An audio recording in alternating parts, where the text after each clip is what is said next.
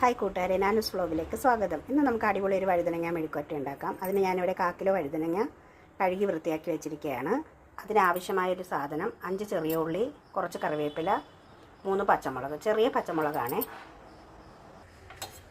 ഒരു ചട്ടി അടുപ്പത്ത് വെച്ച് നന്നായി ചൂടായതിന് ശേഷം 1 ടേബിൾ സ്പൂൺ എണ്ണ ഒഴിച്ചു കൊടുക്കുക.